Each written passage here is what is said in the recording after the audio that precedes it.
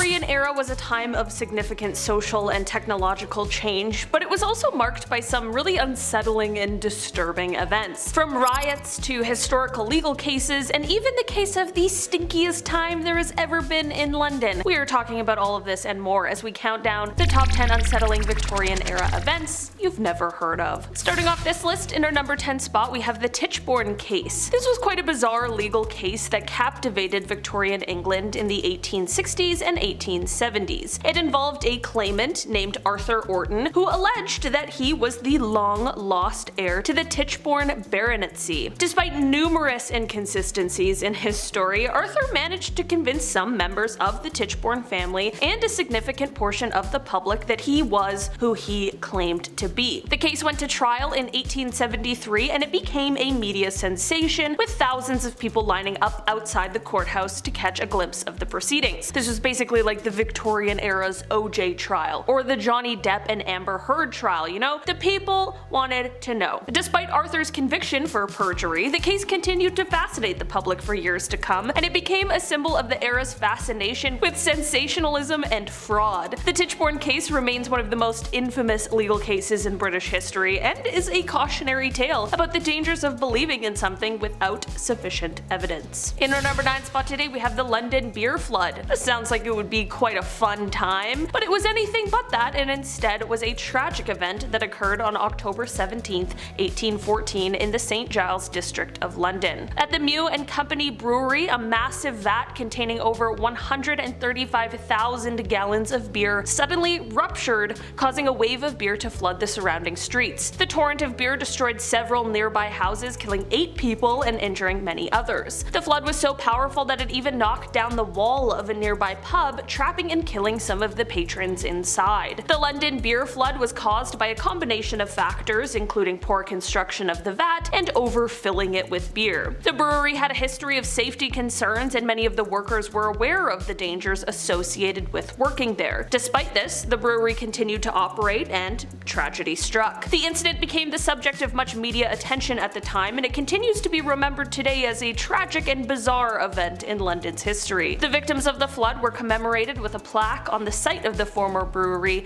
and the incident has been the subject of numerous articles, books, and even a stage play. Not sure the logistics of that one though. In our number 8 spot today we have the Victorian Bicycle Craze. This is a name to refer to a period of intense enthusiasm for bicycles that swept across Europe and North America in the late 19th century. The introduction of the safety bicycle with its chain-driven mechanism and rubber tires made cycling a much more accessible activity for the general public.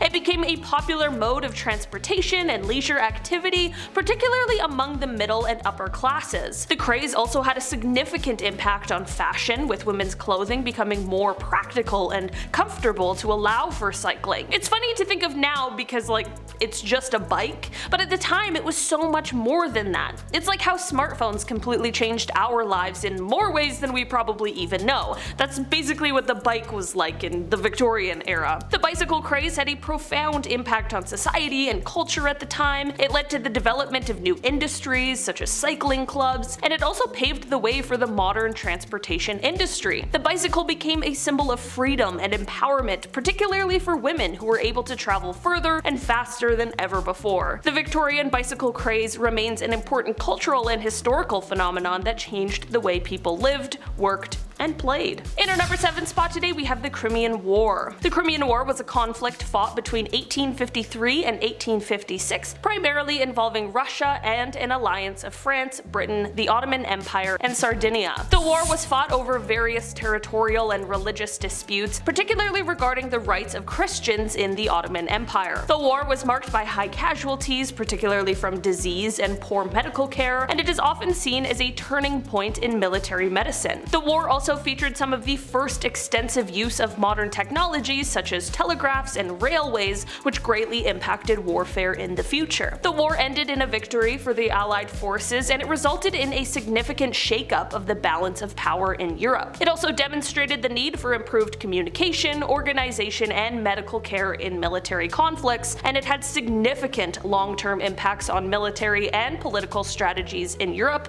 and beyond. In our number 6 spot today we have the East End Outbreak. The East End Outbreak was an outbreak of cholera in 1866 and was a major epidemic that struck the densely populated area of East London, causing widespread illness and death. Cholera is a highly contagious disease that spreads through contaminated water, and in the Victorian era, London's water supply was notoriously unsanitary. The outbreak was particularly devastating in the East End, where poverty and overcrowding made residents more vulnerable to disease. The outbreak led to significant changes in public health policy and infrastructure, as well as increased public awareness of the importance of sanitation and hygiene. The physician John Snow, which, feels like a weird name to say when I'm not talking about Game of Thrones, but the physician John Snow played a key role in identifying the source of the outbreak, tracing it to a contaminated water pump on Broad Street. His work really paved the way for the development of modern epidemiology and disease prevention. The East End cholera outbreak remains a significant event in the history of public health and the struggle for social justice. It brought attention to the urgent need for clean water and adequate sanitation, and it helped to spur reforms that improved the health and well-being of people in urban areas. In our number 5 spot today, we have the London Burkers. This is the name used to refer to a notorious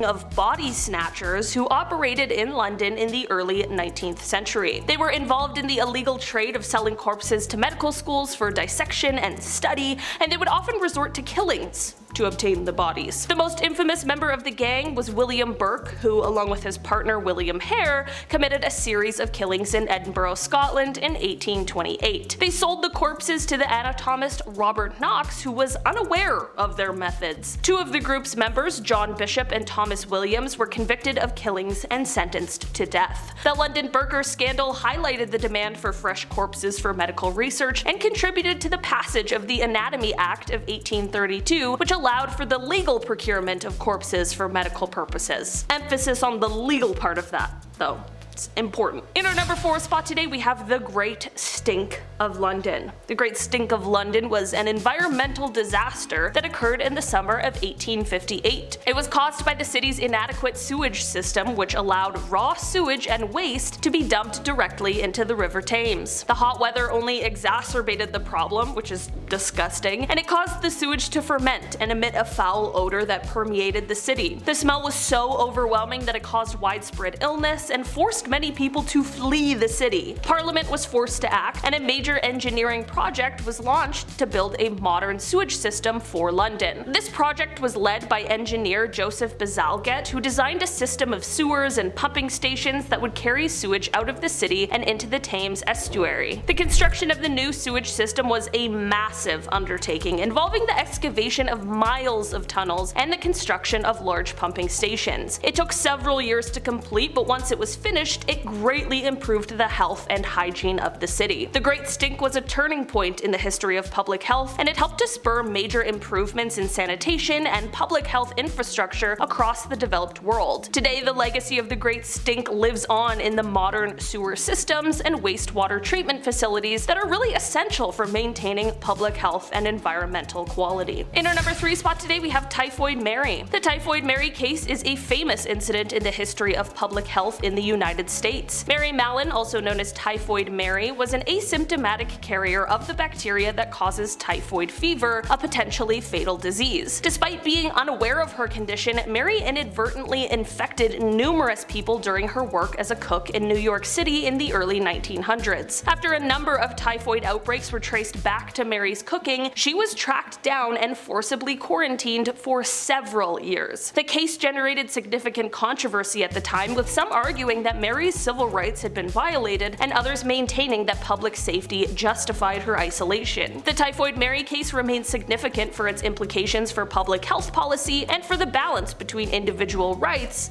and public safety. In our number 2 spot today, we have the Birmingham Riots. These riots took place in 1839, and they were a series of violent clashes that occurred in the city of Birmingham, England. The riots were sparked by tensions between two groups: the Chartists, who were calling for political reform and greater democratic democratic representation and the authorities who opposed the movement. On July 4th, 1839, a group of Chartists held a rally in Birmingham's Bull Ring where they were met with opposition from local government agencies. The situation quickly escalated into violence, with protesters and authorities engaging in brutal clashes that lasted for several days. The Birmingham Riots of 1839 were significant for their role in the history of the Chartist movement, and it is said that the events of 1839 demonstrated the lengths to which authorities were willing to go to suppress the movement. And finally, in our number 1 spot today, we have the Brown Dog Affair. This was a controversy that arose in the early 20th century in London over the use of animals in medical research. In 1903, a statue of a brown dog was erected in Battersea, which had been used in vivisection experiments by a scientist named William Bayliss. If you're unfamiliar, vivisection is defined as, quote, the practice of performing operations on live animals for the purpose of experimentation or scientific research. While I am all for the advancement of science, I do believe in ethical studies, and this clearly was not that. The statue was intended as a memorial to the countless animals that had been used in medical research, but it was met with outrage from some people. Anti-vivisection groups saw it as a symbol of animal cruelty, while some medical researchers saw it as an attack on their work. In 1907, a group of medical students attacked the statue during a protest, sparking a violent confrontation with anti-vivisection activists. The statue was eventually removed by authorities, but the controversy continued to rage on for many years. The Brown Dog Affair highlighted the deep divisions in society over the use of animals in medical research and contributed to the development of new laws and regulations aimed at protecting animal welfare. Alright guys, that has been our list for today. Thanks so much for checking it out. I've been your host today, Olivia, and I will see you again soon. Bye!